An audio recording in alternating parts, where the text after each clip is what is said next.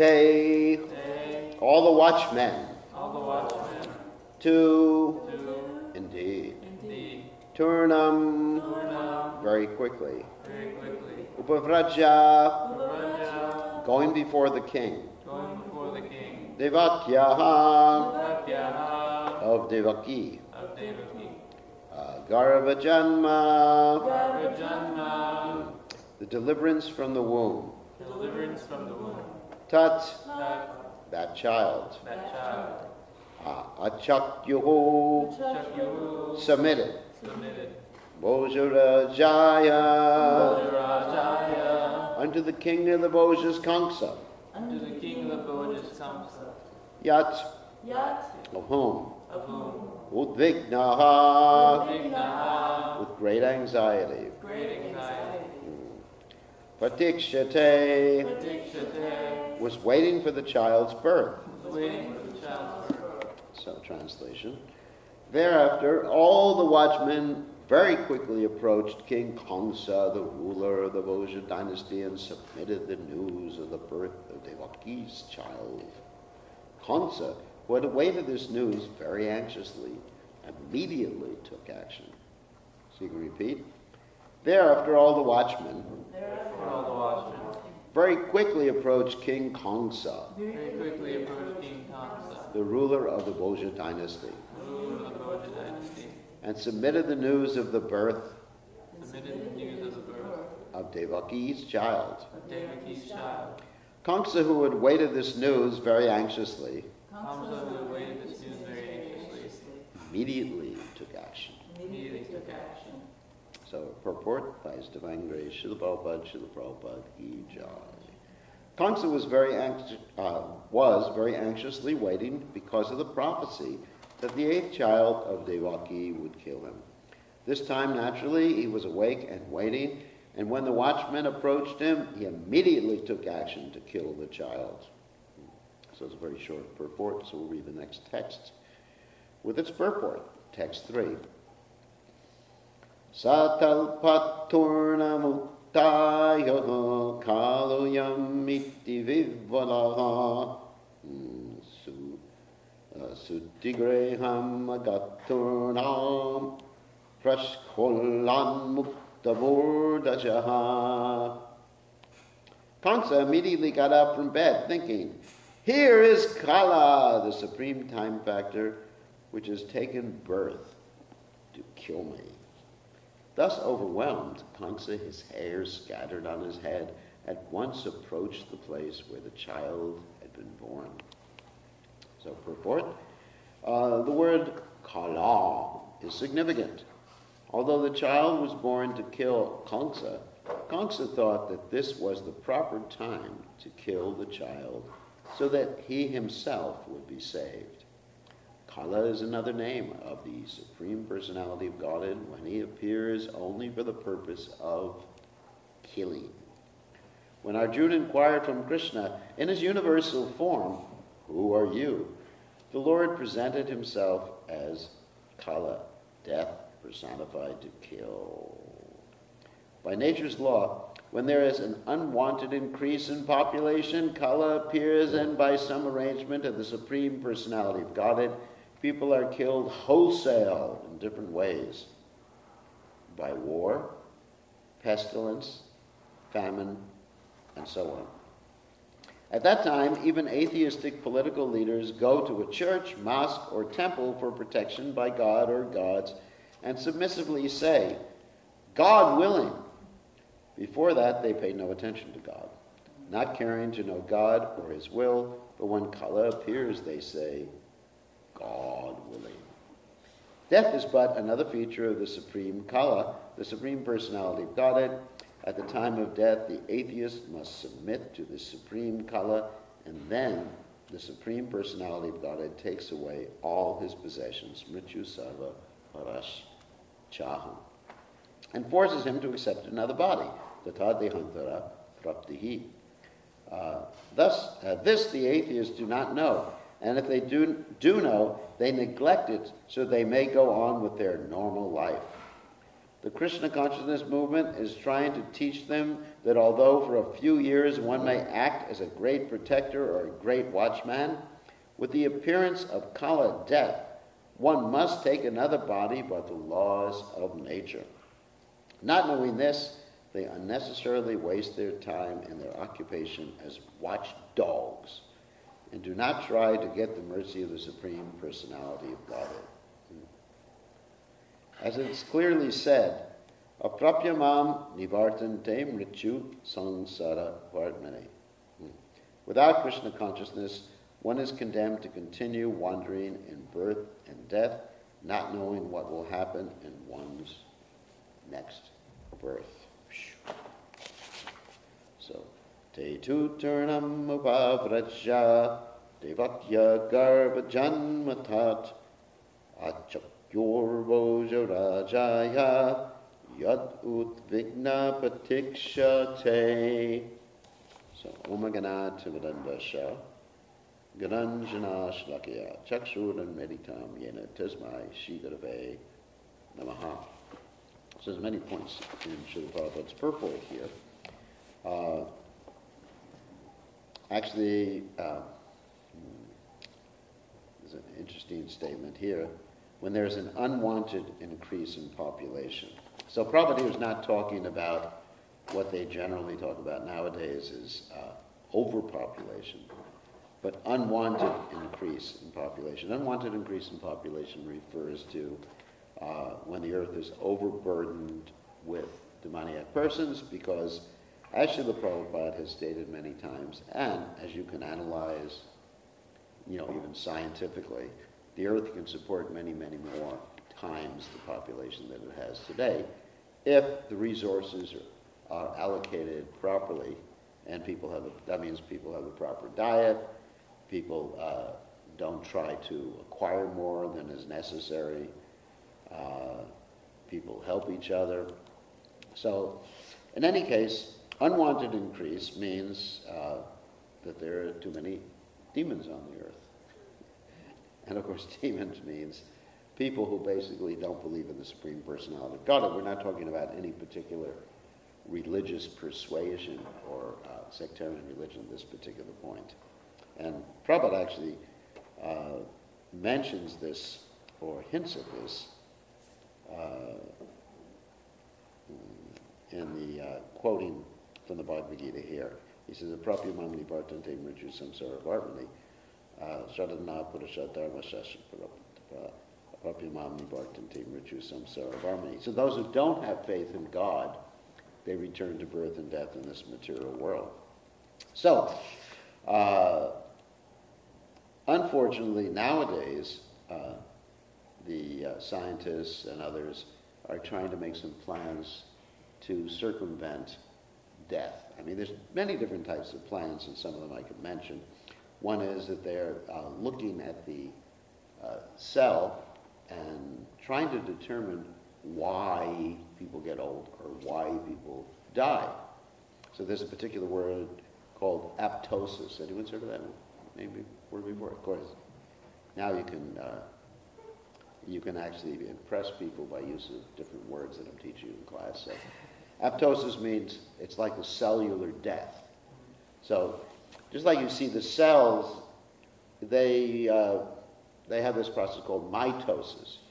There's another ptosis word.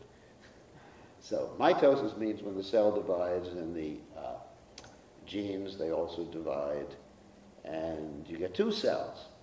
And that's how things go on. Different cells in your body have a particular lifespan, and then they divide, and they have baby, I wouldn't say they have baby cells, there's 2 cells, and 4 cells, and 8 cells. So why doesn't it go on forever, because you do need to replace cells, because the skin, for example, is shedding cells. You're shedding skin all the time. Did you know that? Give me some skin. Anyway, so the reason it doesn't go on all the time is this particular aspect of the genes called telomeres. At the end of the genes, there's actually a protective segment that diminishes each time the cells subdivide or divide each other. And their scientists are trying to figure out a way so that these telomeres at the end of the genes don't, let's say, lessen or disintegrate, or they're never lost, and then the cell can go on dividing unlimitedly, and you'll never get wrinkles, and you'll always be young. And that would be nice. And no, it's not. But they're, obviously, this is a hope against hope. They're not going to be able to do this. It's just like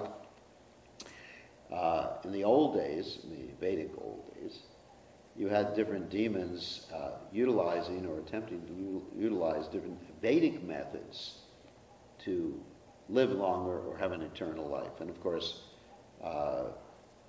there's examples of Hiranyakashipu, who was one of the Vedic demons, and one of his methods was, of course, worshiping Lord Brahma, which is a Vedic way to do things.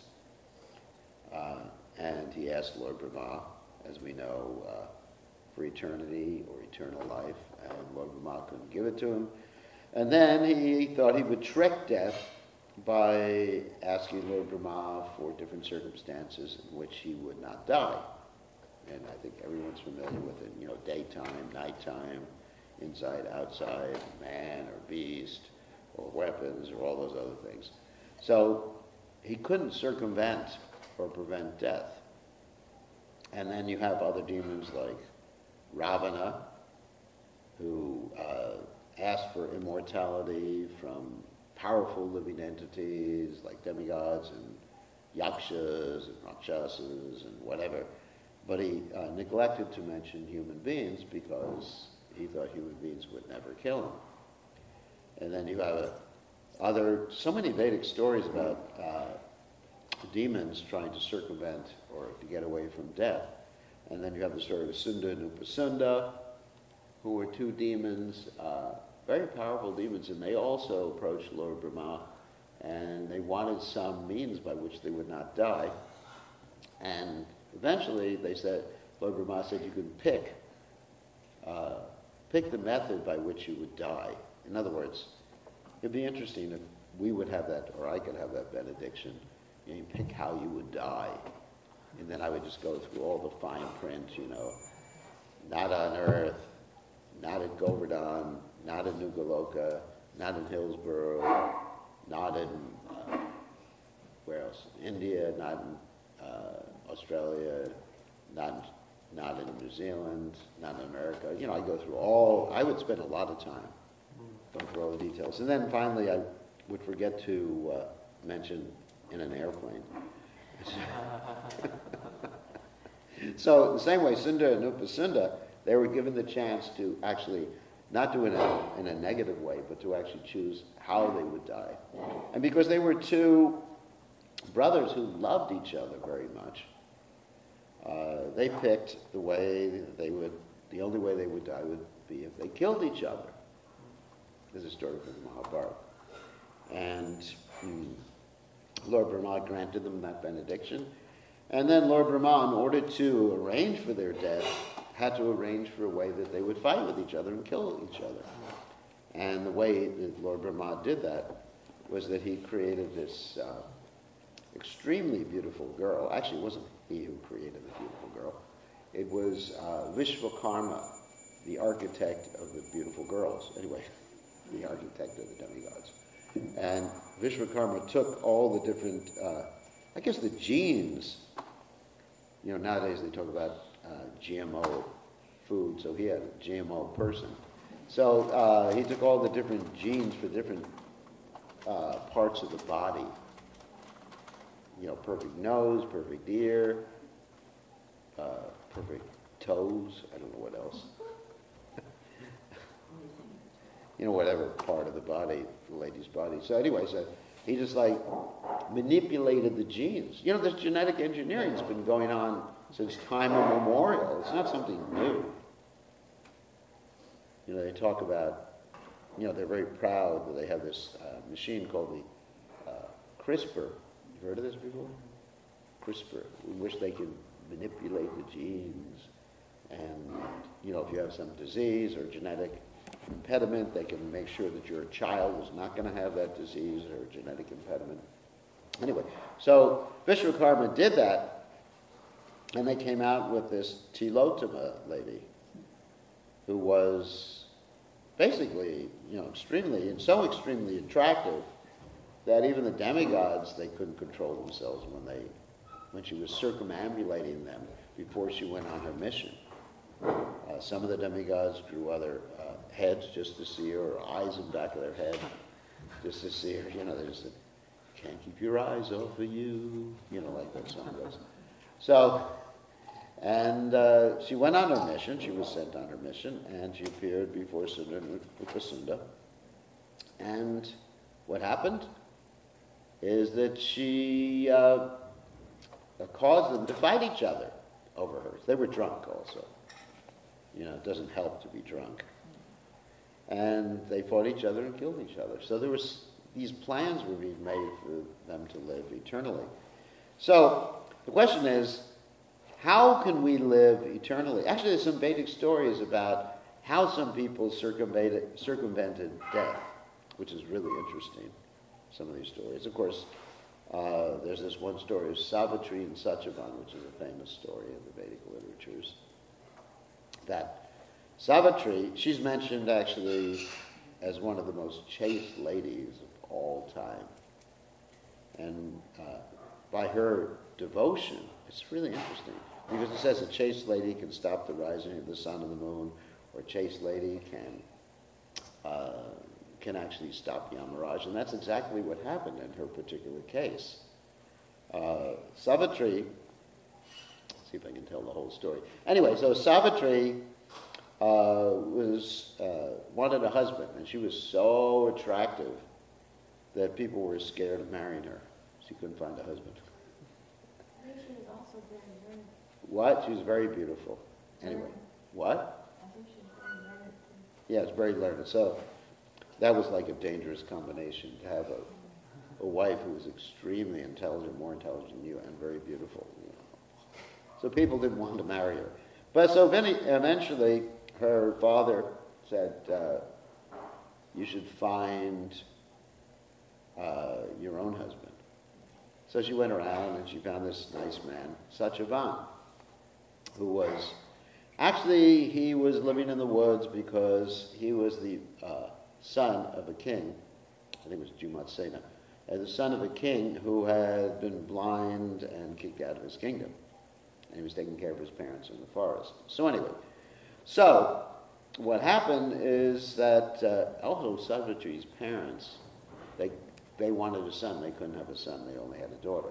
So what happened is that she said to her father, I want to marry this Satyavan. And her father said, what's he like? And she described, and the father looked very nice, and Narada Muni was there at the same time. And Narada Muni said, yes, he's a really nice chap.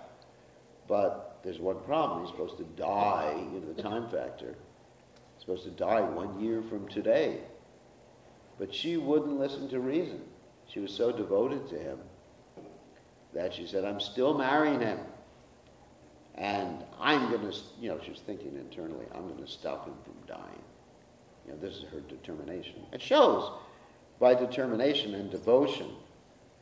I mean, that's one thing we can learn from the story, is by determination and devotion, not just determination. Because many people have determination. I mean, there's a famous atheist who recently died. He had a lot of determination because he was basically completely paralyzed, and he had to speak through an artificial, computer. He didn't even have his own voice, and he was still determined to defy God. I mean, that shows how stupid people are. The time factors obviously affected you, paralyzed your body. You can't even speak, and still, if I was in that situation, I'd say, God, help me, somehow or other. But, he was thinking, the hell with God, So basically, all right, so she married this guy, Satyavan, and after she married him, she was living happily in the woods with him, and she was counting off the days. 3 or 4 days before he was supposed to die, she started fasting. Fasting and engaged in austerities. And the day he was supposed to die, because she knew exactly the day, she asked him if she could go to the forest with him, because he would go out and chop wood for his parents who couldn't take care of themselves. So he said, yes, but you got to ask permission from my parents, and they gave permission. And they both went out to the woods together, and lo and behold, after some time, he collapsed on her lap, and Yamaraj came. Yamaraj personally came, not the Yamadutas. Yamaraj personally came because, he was pious and he had such a nice wife. So Yamaraj personally came, and with his little rope of Varuna, he pulled the soul out of the body. The soul is described in this story as very, very small. Of course, we know it's 1/10,000, the tip of the hair. But he's very effulgent too. So he was pulling the soul out. And because of her dedication, devotion, and this is something we can all learn, but not that we should do exactly as Savitri did. That's not what I'm advocating. So because of her devotion, she was able to see Yamaraj, see the soul, and was able to follow Yamaraj. And as she was following Yamaraj, first of all, Yamaraj said, go back, lady. And she said, after they've taken 3 steps, she said, well, if someone's taken 3 steps with you, they're your friend, I guess they're bonded or something like that. So she took 3 steps with him, and they had a discussion, and he was asking like philosophical questions, and she was answering philosophically. And what happened is that he was very pleased, and he wanted to give her a benediction, but you can't have your husband back. And this first benediction, of course, was that her father-in-law would get his sight back, and then her father would ultimately, another benediction was her father would get a son. And, this went on. And then finally, he said, now you got to go back. And he offered her one more benediction, and Yamaraj was so frustrated with having to deal with this determined, devoted lady that he said, all right, ask for something. But he didn't really pay attention to what she was asking for. His mind was simply on getting rid of her. And she asked for having 100 sons by her husband. And Yamaraj says, all right, you can have a benediction, just go back, you can't have your husband. She said, well, you gave me a benediction for 100 sons. And so, what about my husband? 100 sons by Satyavan, not by another husband, obviously. And he said, you defeated me. So she was able to defeat death with devotion. So that story indicates, that actually happened, that story indicates by devotion we can defeat death. And of course devotion to the Supreme Personality of Godhead. And that's very similar to the story of the Markandeya Rishi, in the Markandeya Purana, of this lady who was so devoted to her husband had leprosy, husband got cursed by Markandeya Rishi because he touched Markandeya Rishi, and he got cursed to die before the rising of the sun the next day. And the wife said, I'm going to make sure the sun doesn't rise. And the sun didn't rise. And finally, all the demigods had to apologize to her and retracting the curse or nullifying the curse. And the guy lived, and he was actually cured from leprosy at the same time. So that's by devotion. So let's talk about how we can do this. Then we must refer to the Srimad Bhagavatam, in which we have the sages headed up by Sutta Goswami. And Sutta Goswami there at Naimisharanya reciting the Srimad Bhagavatam, and Shonaka Rishi is the head of all the sages that are listening. And it describes that as long as the Bhagavatam is being recited, then death can't come. Why is that? Because when the Bhagavatam is being recited, of course that doesn't mean that no one will die during Bhagavatam class, but death can't come because Yamaraj is there in this particular instance, when Sutta Goswami was reciting the Bhagavatam. Because Yamaraj was there listening to the Bhagavatam, and when Yamaraj is listening to the Bhagavatam, he doesn't have time to kill anybody.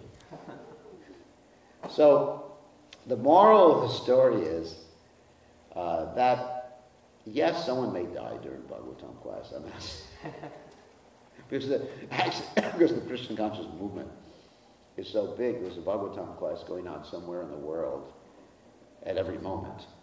You can pretty much be assured of that. So, but you will not die during Bhagavatam class. You will continue to serve Krishna, because death is there for non-devotees. I mean, of course, even for devotees, there must be leaving the body.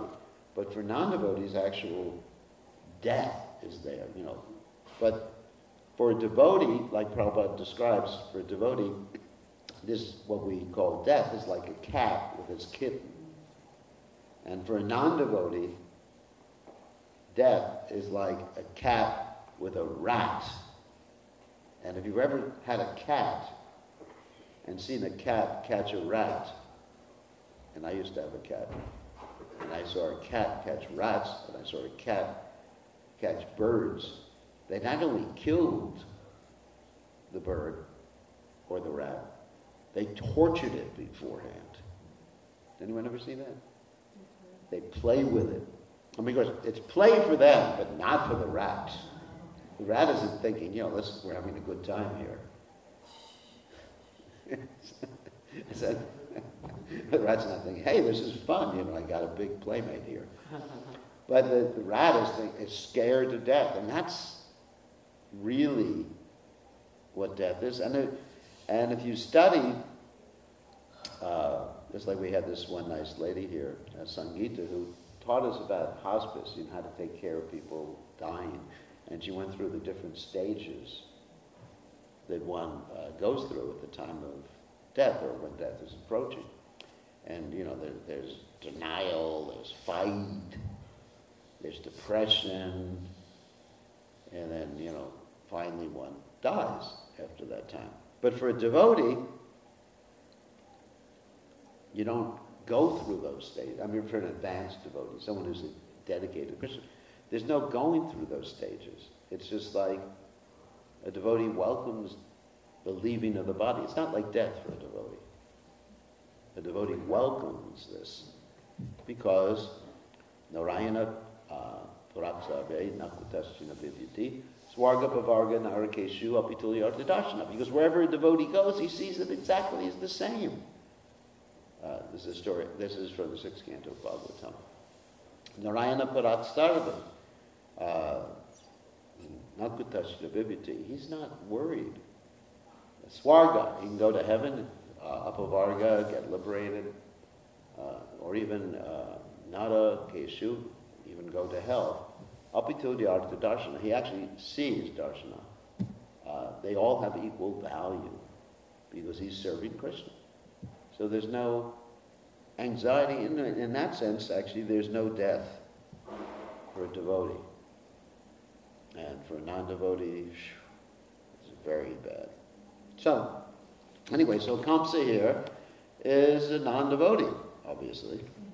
And he's trying to prevent death, and it's been predicted, and he's thinking he's going to be successful by killing God. You know, he understands that, you know, that Krishna has appeared to kill him, and Krishna is God, and then it's unbelievable. It's just like Hiranyakashipu and Hiranyaksha. They were trying to kill Vishnu. Huh? I mean, it just doesn't make sense. I mean, you should make friends with him. Because his representation, according to the Gita, you know, in the 10th chapter, of course, we have Mrityu Sarva Harascham. I think it's 1034, if I remember exactly. 1034, Mrityu Sarva Harascham, I am all devouring death. And then in the 11th chapter, you have Kalo Asmi, which Prabhupada refers to here, when Arjuna inquires from Krishna, who are you? And Krishna says, Kalo Asmi, I am Kala. And I've come to engage all people. And Arjuna is just seeing the universal form, which is a representation of Krishna, swallowing all the soldiers, you know, in the battlefield, etc. So, Anyway, so we should not fight God. We should just give in, surrender to the Supreme Personality of God, and not only surrender to Him, but we should desire to serve Him, to please Him. I was just hearing this morning, Prabhupada was giving a lecture. Obviously it's recorded. It wasn't my vision or dream or something like that. I was listening to a lecture Prabhupada was giving this morning, and he was talking about Yashoda Mai. He said, why did Yashoda Mai want to be the mother of Krishna? Because she wanted to serve Krishna. One wants a particular relationship, not because it turns them on, to use a hippie expression, but because it enables them to serve Krishna. In other words, the mother serves the child. A pure devotee in the Vrindavan, the Braj Moon, doesn't desire to have God as his father. Because God as your father means God serves you. And God as your son means you serve him. Just like you see, this morning we had a little baby in the temple room, and the mother was simply serving. Padma, she was simply serving the baby all morning. I mean, I don't even have disciples so dedicated as mothers are to their children, isn't it? It's like, Sadhvi has a child, pardon,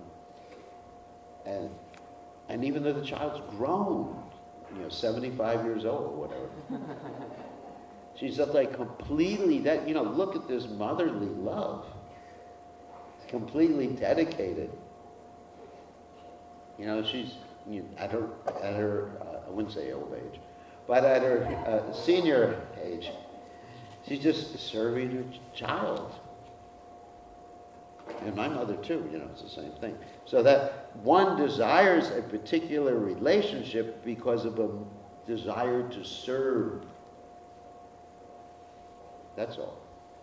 And it was very interesting, this class that Srila Prabhupada was giving. So when you have this desire to serve, and you're completely absorbed in that, then there's no question of worrying about death. It doesn't matter. Because that service goes on eternally. Swapamapyasya dharmasya trayate mahatopaya. There's no fear. Because that service goes on and on and on. Service to the Guru, and service to the Supreme Personality of God. And of course, service to your son or daughter does not go on forever. Sorry to disappoint you. Anyway, somebody says, thank God. So, anyway, so these are some of the points here. So, any quick questions or comments? Yeah? It's a comment. I've been watching on YouTube people that are near-death experience. Yeah. And there was this man, Hindu, he was born as a Hindu or whatever that Yeah. means. And he had done some ritual in his childhood, and for 5 years he was bedridden. Yeah. And he was so angry that he was always talking about God doesn't exist, God doesn't exist, God doesn't Yeah. exist. And then he even went to India to get a Gita, a Quran, and a Guru Grantha book, Yeah. and studying it with the idea to prove that there is no God. Yeah, what happened? And then he had this near-death experience, Yeah. And he came back, and he says, now I'm very respectful of whoever believes in God, and I'm in the middle of becoming a very spiritual person. He was in that stubbornness. Yeah, death or difficult circumstances, Prabhupada mentions here. He says, where they pay no attention to God, not caring to know God or His will.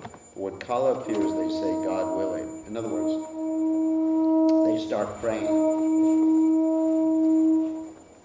Okay, on that happy note, all glories to His divine grace, Srila Prabhupada ki jai. Oh, let's see, Krishna Priya Padarajani. touching. There you go.